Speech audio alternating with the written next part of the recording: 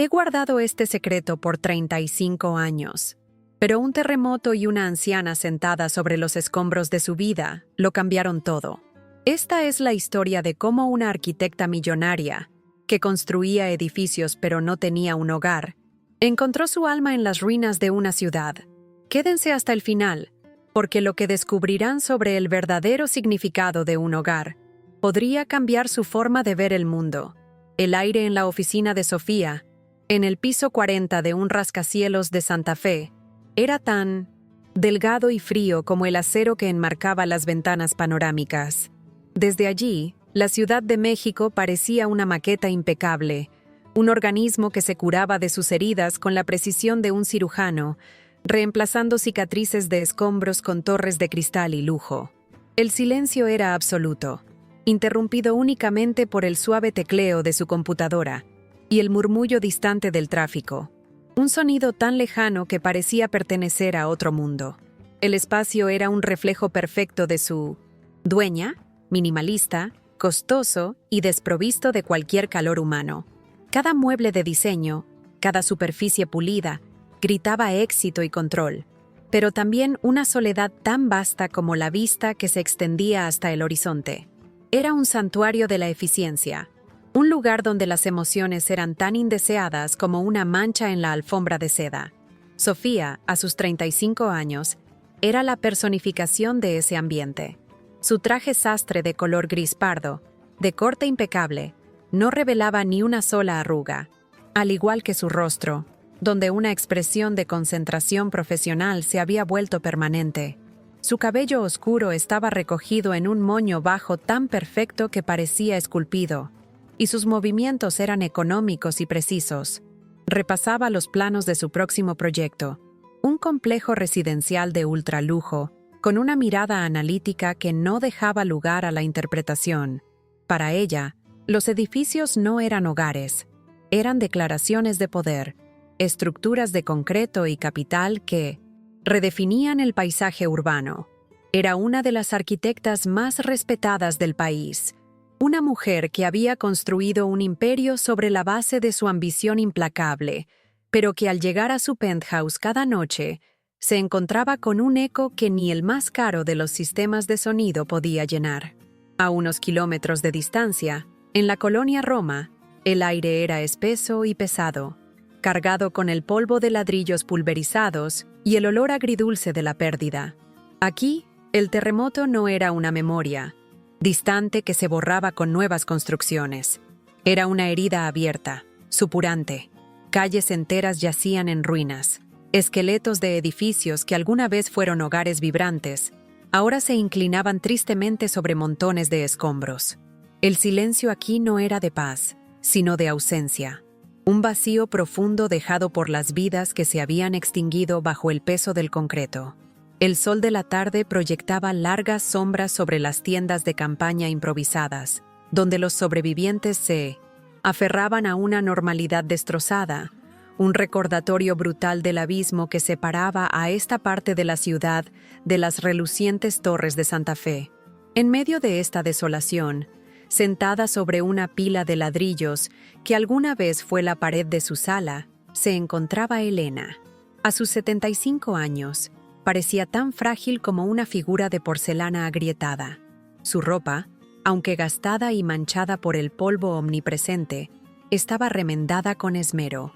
Su rostro, un mapa de arrugas profundas, narraba una historia de dolor reciente, pero sus ojos, a pesar de la tristeza que los empañaba, conservaban una chispa de dignidad inquebrantable. Sus manos temblorosas no pedían limosna. En su lugar, acariciaban sin cesar un pequeño pañuelo bordado con flores de colores, la única pertenencia física que había logrado rescatar de su hija, sepultada junto con toda su vida bajo esos mismos escombros. Se negaba a irse a un albergue, porque abandonar ese lugar sería como abandonar la última tumba conocida de su memoria. Sofía llegó a la colonia Roma como una conquistadora inspeccionando un nuevo territorio. Su equipo la seguía a una distancia respetuosa, portando tabletas y teodolitos. Para ella, este terreno no era un cementerio, era una oportunidad de negocio de $10 millones. El plan era simple y brutal: adquirir varias parcelas colapsadas, demoler lo que quedaba y erigir un nuevo emblema de la modernidad. Caminaba con una impaciencia apenas disimulada, sus tacones de diseñador hundiéndose torpemente en el polvo. Vio a Elena, una mancha de color apagado en el paisaje gris, y frunció el ceño. Era un obstáculo, una variable no calculada en su ecuación de rentabilidad. Con un gesto seco, le indicó a su asistente que se encargara del problema para que pudieran empezar con las mediciones. El joven asistente, un muchacho ansioso por complacer, se acercó a Elena con una sonrisa forzada. «Señora, con su permiso, necesitaríamos que se mueva un momento. Estamos trabajando aquí», dijo con una amabilidad estudiada. Elena no levantó la vista. Siguió acariciando el pañuelo bordado, su atención fija en el suelo bajo sus pies, como si escuchara un eco que nadie más podía oír. El asistente intentó de nuevo, su voz un poco más alta, pero la anciana permaneció inmóvil, un monolito de duelo en medio de la ruina. La paciencia de Sofía, un recurso ya de por sí escaso, se evaporó por completo bajo el sol inclemente. No tenía tiempo para sentimentalismos ni para retrasos. Irritada por la ineficacia de su subordinado y la terquedad de la anciana, Sofía se acercó ella misma, su sombra alta y afilada cayendo sobre Elena. Su tono no tenía la falsa amabilidad del asistente. Era frío, cortante y directo, el mismo que usaba en la sala de juntas para cerrar tratos millonarios. «Señora, le hemos pedido que se retire. Este lugar va a ser demolido», dijo, cada palabra un golpe de martillo. No esperaba una respuesta, esperaba obediencia.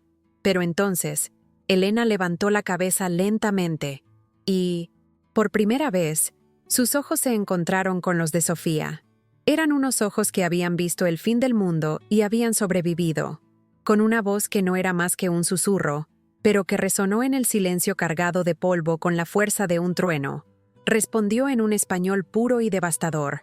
«Esta es mi casa», dijo Elena, su voz serena, sin un atisbo de súplica, solo una declaración de una verdad inmutable. Hizo una pausa, y sus ojos se desviaron hacia los ladrillos sobre los que estaba sentada. «Mi hija está debajo de estos ladrillos».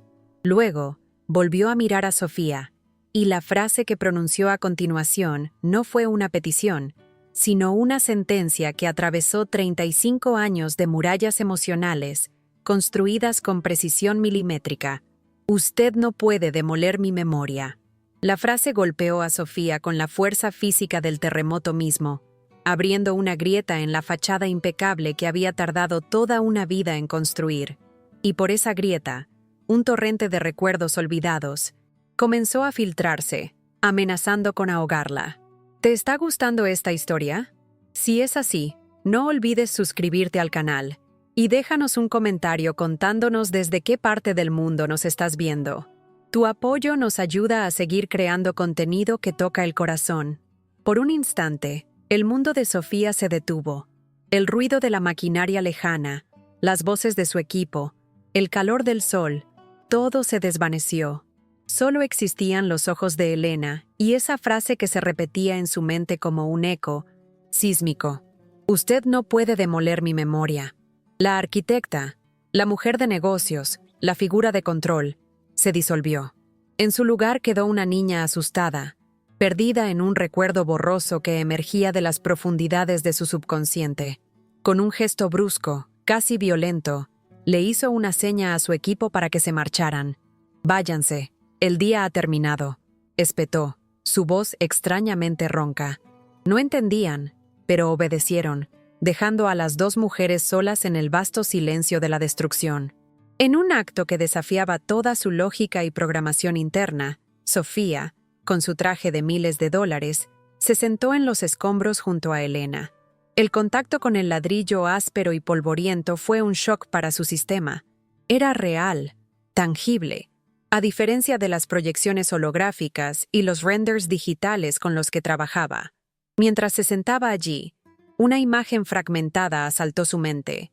Unas manos arrugadas, muy parecidas a las de Elena, amasando tortillas en una cocina inundada por el sol, el olor a maíz y canela. una risa cálida que la envolvía como una manta. Era su abuela, la abuela que había muerto cuando ella tenía apenas 6 años. La memoria era un destello doloroso, una puerta que su mente había cerrado con cerrojo y que ahora, por la voz de una extraña, se había abierto de golpe, revelando un dolor tan fresco como si hubiera ocurrido ayer.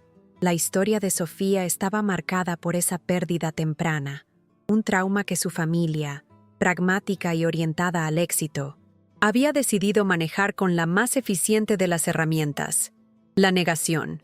No se habla de eso. Hay que ser fuertes. La vida sigue. Eran los mantras que habían reemplazado al duelo. Su abuela, el único verdadero hogar emocional que había conocido, simplemente desapareció de las conversaciones, sus fotografías guardadas en una caja en el ático, su recuerdo borrado sistemáticamente de la narrativa familiar. Sofía aprendió la lección a la perfección. El dolor era una debilidad, las emociones un obstáculo para el progreso. Así que construyó muros a su alrededor, muros tan altos y sólidos como los edificios que ahora diseñaba, y se convirtió en una experta en espacios vacíos, tanto literal como figurativamente. Mientras Sofía luchaba con sus fantasmas resucitados, Elena continuaba con su ritual silencioso. No habló más, pero su presencia era una elocuente narración de su propia tragedia. De vez en cuando, tarareaba una vieja canción de cuna, la misma que le cantaba a su hija, Julia. A través de sus murmullos y los gestos de sus manos sobre el pañuelo, Sofía comenzó a reconstruir la vida que yacía enterrada bajo sus pies. Julia había sido maestra, amaba las bugambillas que trepaban por el balcón, y su risa, según Elena, sonaba como campanitas. La anciana no se presentaba como una víctima desamparada. Era la guardiana de un legado, la curadora de un museo de un solo recuerdo, y su dignidad era un escudo contra la lástima del mundo. En ese momento de 1900, vulnerabilidad compartida, Sofía hizo algo que habría considerado una locura una hora antes. Miró a Elena, cuyos ojos estaban ahora cerrados mientras tarareaba su canción de cuna, y le dijo con una voz que apenas reconoció como suya: «Venga conmigo, venga a mi casa». La oferta no nació de la pena, sino de una necesidad visceral y egoísta. Necesitaba tener cerca a esa mujer, a esa guardiana de la memoria, como si su presencia pudiera de alguna manera ayudarla a reconstruir su propio pasado, demolido. Elena abrió los ojos, la miró con una profundidad que parecía leer su alma, y después de un largo silencio, asintió levemente. Dejar los escombros era una traición, pero algo en la mirada rota de Sofía le decía que allí también había una ruina que necesitaba ser atendida. La llegada de Elena al apartamento de lujo de Sofía fue como introducir una flor silvestre en un laboratorio estéril. El primer día, Elena, con una determinación silenciosa, encontró la cocina y, usando los ingredientes que Sofía tenía para sus ensaladas gourmet, preparó un sencillo pero aromático caldo de pollo. El olor, tan ajeno a ese espacio, se coló por cada rincón, llenando el vacío con algo que Sofía no había experimentado allí antes: vida. El aroma de la cebolla y el cilantro friéndose era el olor de la cocina de su abuela, un fantasma sensorial que la golpeó con una fuerza inesperada, trayendo lágrimas a sus ojos por primera vez en décadas. Los días siguientes fueron una sucesión de pequeños choques culturales y emocionales. Elena insistía en poner un pequeño altar improvisado en una esquina de la sala, con una vela y la foto arrugada de su hija que llevaba en el bolsillo, rezando el rosario cada noche. Su voz suave, recitando las Avemarías, era un contrapunto surrealista al zumbido de la ciudad moderna que entraba por las ventanas. Para Sofía, cada uno de estos actos era una invasión a su espacio controlado, un recordatorio constante de la vulnerabilidad y el desorden que tanto se había esforzado por erradicar de su vida. Era un caos, pero un caos que extrañamente comenzaba a sentirse más como un hogar que el orden silencioso que lo precedía. Sofía se encontraba atrapada en una batalla interna constante. Una parte de ella, la arquitecta exitosa, Anhelaba su soledad, su rutina predecible y su control absoluto. Quería que Elena se fuera para poder volver a respirar el aire purificado de su existencia, cuidadosamente curada. Pero otra parte, una parte que no sabía, que existía, se encontraba esperando con ansias la hora de la cena para probar los guisos tradicionales que Elena preparaba, platos cuyos nombres ni siquiera conocía, pero cuyos sabores despertaban memorias ancestrales. Se encontraba escuchando a escondidas las historias de Elena sobre su pueblo en Oaxaca, sobre las fiestas y las tradiciones, sintiendo una conexión con una raíz que creía cortada para siempre. Mientras tanto, el mundo exterior no esperaba. Sus socios en la firma de arquitectos comenzaron a llamar, su tono pasando de la confusión a la irritación. «¿Dónde estás, Sofía? Los inversionistas están preguntando», le dijo Ricardo, su socio principal, por teléfono. «Escuché que cancelaste las mediciones por una anciana. ¿Te has vuelto loca? Es un negocio de millones». La acusaban de ser emocional, la peor de las ofensas en su mundo. «No estás siendo profesional», le espetó otro socio en una reunión a la que asistió a regañadientes. La presión para cerrar el trato del terreno de la colonia Roma se intensificaba cada día, convirtiéndose en un recordatorio constante del mundo al que pertenecía y del que, inexplicablemente, se estaba alejando. A la presión profesional se sumó la frustración burocrática. Decidida a encontrar una solución permanente para Elena, Sofía se sumergió en el laberinto de las agencias gubernamentales. Pasó horas en salas de espera grises, llenando formularios interminables, hablando con funcionarios indiferentes que le pedían documentos que Elena ya no poseía, pues habían sido enterrados junto con su vida. Necesitamos su acta de nacimiento, el título de propiedad, una identificación oficial vigente. Cada requisito era una bofetada de la realidad. Un muro de indiferencia que le demostraba que para el sistema, Elena era solo un número, un expediente perdido, una molestia que resolver. Esta lucha fútil solo reforzó su creciente sentido de responsabilidad personal. Para complicar aún más las cosas, la salud de Elena comenzó a deteriorarse. La exposición prolongada al polvo en la zona cero, combinada con el trauma y la edad, había cobrado su precio. Empezó con una tos seca que pronto se convirtió en un estertor profundo que la sacudía por las noches. Sofía, alarmada, la llevó a un médico privado, pagando de su bolsillo una consulta que costaba más de lo que Elena había tenido en sus ahorros. El diagnóstico fue neumonía. El doctor fue claro. Necesitaba reposo absoluto, medicamentos y un ambiente libre de estrés. La fragilidad de esa vida ahora, bajo su techo, añadió una capa de urgencia y pánico a la situación. Ya no se trataba de un proyecto o una decisión de negocios. Se había convertido en una cuestión de vida o muerte.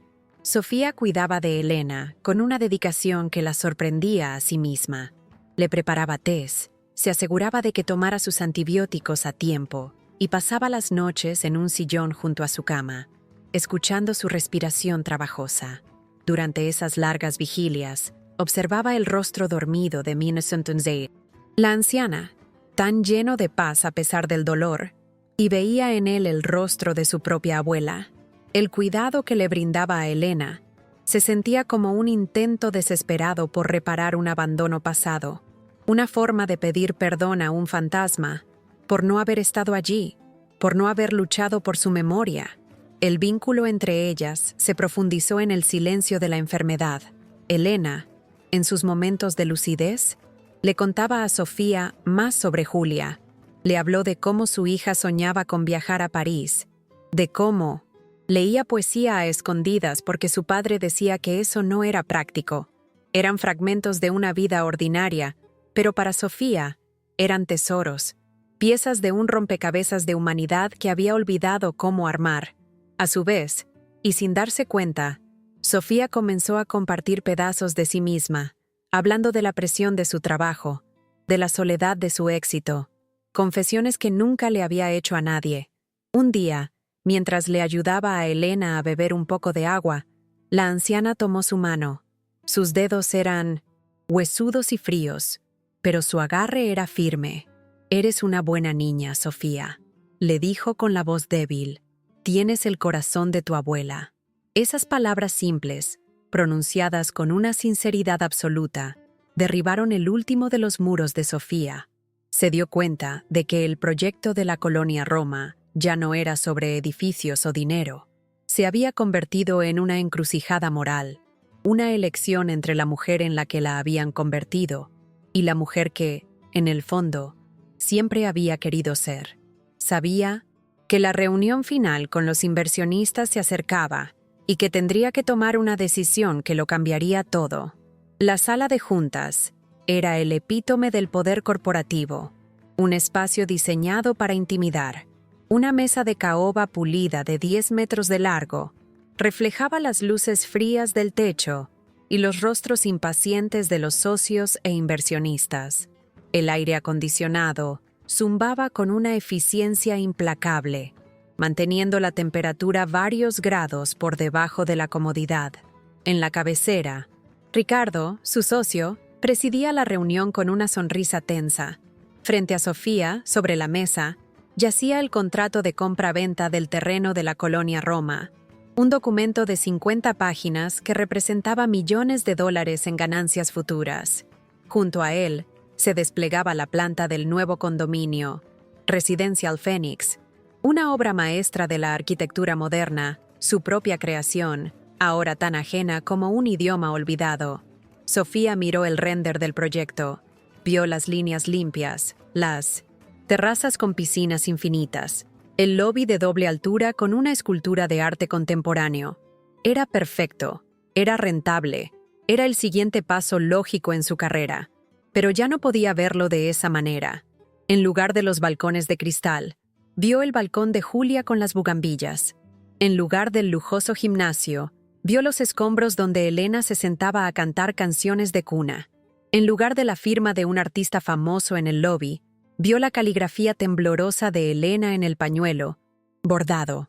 El rostro de la anciana, frágil pero digno, se superpuso a los planos, y la voz de Ricardo, que explicaba los márgenes de beneficio, se convirtió en un zumbido distante. «Sofía, solo falta tu firma para proceder», dijo Ricardo, empujando suavemente el contrato, y una pluma Montblanc hacia ella.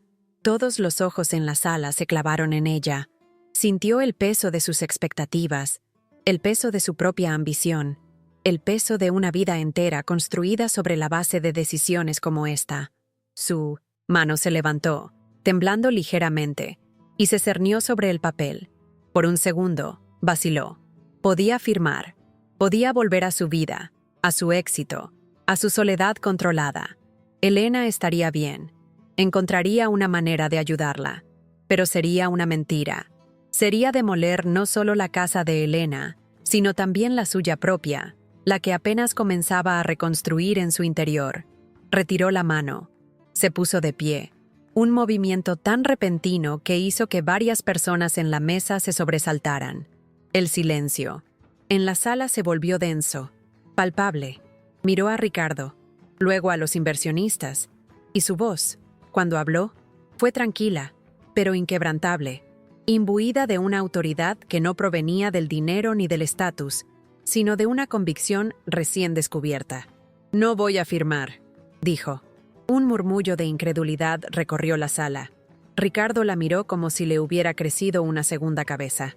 «Este terreno no está en venta». Hizo una pausa, dejando que el impacto de sus palabras se asentara. «No es para vender, es para honrar». Antes de que nadie pudiera reaccionar, sacó de su portafolio su propia tableta y la conectó al proyector. En la pantalla gigante, el render del Residencial Phoenix fue reemplazado por un diseño completamente diferente. No era un edificio, era un parque, un jardín lleno de flores nativas, con bancos de madera, un pequeño centro comunitario con un taller de artes y oficios, y en el centro, un sencillo muro de piedra con los nombres de las víctimas del terremoto en esa cuadra. Dijo Sofía, su voz ahora vibrando con pasión, es el proyecto que vamos a construir. Un parque memorial, un lugar para recordar, no para olvidar. Una ciudad no se reconstruye solo con edificios de lujo. Se reconstruye rescatando su alma, honrando sus memorias. Anunció que financiaría la fase inicial con sus propios ahorros, renunciando a su participación en la firma. Fue su declaración de independencia, la demolición de su antigua vida y la primera piedra de la nueva. ¿Te está gustando esta historia? Deja un like y suscríbete al canal. Ahora continuamos con el vídeo. La reacción inicial en la sala de juntas fue un caos de indignación y confusión. Ricardo la llamó traidora. Sus otros socios la declararon profesionalmente acabada. Sin embargo, en medio del alboroto, un inversionista mayor, un hombre que rara vez hablaba, se levantó y dijo: «Mi abuela vivía en la Roma. Yo apoyo su proyecto, arquitecta. Cuente conmigo». Ese fue el primer ladrillo. La noticia de la audaz propuesta de Sofía se extendió rápidamente. Los medios de comunicación la recogieron, y lo que había sido una disputa corporativa se convirtió en una causa comunitaria. La historia de la arquitecta millonaria que renunció a su fortuna para construir un parque en honor a una anciana y las víctimas del terremoto capturó la imaginación de la ciudad. Pronto, el apoyo comenzó a llegar de lugares inesperados. Otros empresarios, conmovidos por la historia, hicieron donaciones. Estudiantes de Medicina, arquitectura se ofrecieron como voluntarios para ayudar con los detalles del diseño. Pero lo más importante fue que la propia comunidad de la colonia Roma abrazó el proyecto como suyo. Los vecinos, que habían perdido tanto, encontraron en la construcción del parque una forma de sanar, de transformar su dolor en algo hermoso y duradero. Vemos una secuencia acelerada de imágenes. Sofía, ahora vestida con jeans y botas de trabajo, dirigiendo a un equipo de voluntarios. Hombres y mujeres, jóvenes y viejos, limpiando los escombros no con la fría eficiencia de las máquinas, sino con sus propias manos, con una determinación silenciosa y un sentido de propósito compartido. Elena, ya recuperada de su neumonía y con una nueva luz en los ojos, se convirtió en la supervisora no oficial del proyecto. Todos los días, se sentaba en una silla bajo la sombra de un árbol, observando el progreso.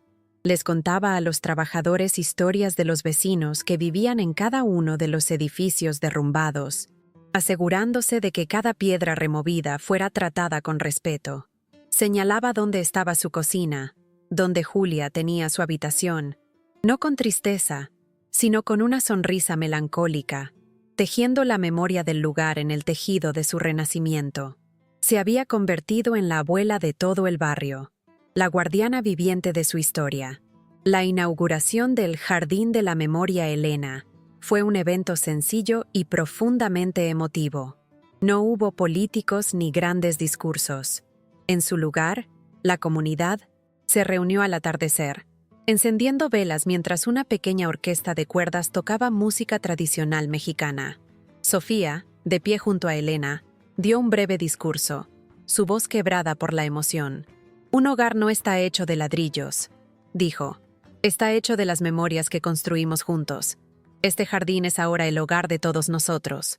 Luego, le entregó unas tijeras a Elena, quien, con manos temblorosas pero firmes, cortó la cinta roja, declarando oficialmente abierto el parque para la curación de todos. La vida de Sofía se había transformado por completo.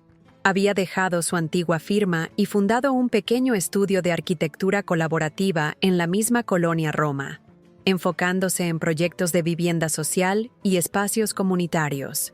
Su lujoso apartamento en Santa Fe fue vendido. Ahora vivía en un departamento más pequeño y acogedor a pocas cuadras del parque, un espacio que ella y Elena habían decorado juntas, llenándolo de colores vibrantes, plantas y fotografías. Las paredes, que una vez fueron un lienzo de soledad minimalista, ahora contaban la historia de una nueva familia, forjada en las ruinas de una tragedia. La rutina diaria de Sofía y Elena era un testimonio de su vínculo. Cocinaban juntas. Los aromas de la cocina tradicional mexicana ahora eran la banda sonora de su hogar. Daban largos paseos por el parque cada tarde, saludando a los vecinos por su nombre. Elena le enseñó a Sofía a bordar, y Sofía le leía a Elena los libros de poesía que a Julia le hubieran encantado. Habían sanado la soledad de la otra, construyendo un puente de afecto sobre el abismo de sus pérdidas individuales. Sofía había perdido un imperio financiero, pero había ganado un hogar, una madre y un propósito. El Jardín de la Memoria Elena se convirtió en el verdadero corazón del barrio. Durante el día, estaba lleno de las risas de los niños que jugaban en el césped. Por las tardes, las parejas jóvenes paseaban por sus senderos y los ancianos se sentaban en los bancos a compartir historias. Se convirtió en un lugar de encuentro, de celebración y de recuerdo silencioso. El muro con los nombres de las víctimas no era un monumento sombrío, sino un punto de referencia de resiliencia, un recordatorio de que incluso después de la más oscura de las noches, las flores pueden volver a crecer. Sofía descubrió que la verdadera arquitectura no consistía en imponer estructuras sobre un paisaje, sino en escuchar las necesidades de una comunidad y crear espacios que nutrieran el alma humana. Aprendió que la reconstrucción más importante no era la de los edificios, sino la de los lazos humanos. La historia de su transformación, de su elección de la memoria sobre el dinero, se convirtió en una leyenda local, una parábola moderna sobre el poder redentor de la compasión y la conexión humana, demostrando que la mayor riqueza no se encuentra en las cuentas bancarias, sino en la capacidad de ver el hogar en los ojos de otra persona. 3 años después, el Jardín de Latín, Memoria Elena, es un oasis de vida y color en el corazón de la colonia Roma. Las bugambillas, plantadas en honor a Julia, trepan por los muros del centro comunitario, sus flores de un fucsia intenso, contrastando con el verde profundo del césped. Sofía y Elena están sentadas en su banco favorito, bajo un árbol de jacaranda que está en plena floración. Elena, aunque más frágil, tiene una serenidad radiante. Sofía, a su lado, ya no lleva la máscara de control impenetrable. Su rostro es abierto y su sonrisa fácil. Elena tiene en su regazo a una niña de unos 7 años, la nieta de un vecino. Con una paciencia infinita, le está enseñando a dar sus primeras puntadas en un pedazo de tela, guiando sus pequeñas manos para que formen una flor. Es el mismo diseño del pañuelo que una vez fue su único tesoro. Está transmitiendo su legado, no de dolor, sino de creación y belleza. El ciclo de la memoria no se ha roto. Se está tejiendo en una nueva generación, asegurando que las historias y el amor que representan nunca sean demolidos. Sofía observa la escena con una profunda sensación de paz. En su regazo, tiene un cuaderno de bocetos, pero ya no dibuja rascacielos ni complejos de lujo. Está trazando las líneas de una pequeña casa con un gran jardín, un centro de día para ancianos que planea construir al lado del parque. Levanta la vista de su dibujo y mira a Elena, quien le devuelve una sonrisa cómplice. En ese simple intercambio reside todo el significado de su viaje. Ha demolido la prisión de su éxito para construir un verdadero hogar, no solo para ella y Elena, sino para toda una comunidad. Ha encontrado, por fin, su lugar en el mundo. ¿Han hecho algún gesto de bondad que cambió una vida? Dejen un corazoncito si creen que el amor es más poderoso que cualquier riqueza. Suscríbanse para más historias de segundas oportunidades. Comenten, el amor no tiene precio si ustedes también creen en la bondad humana.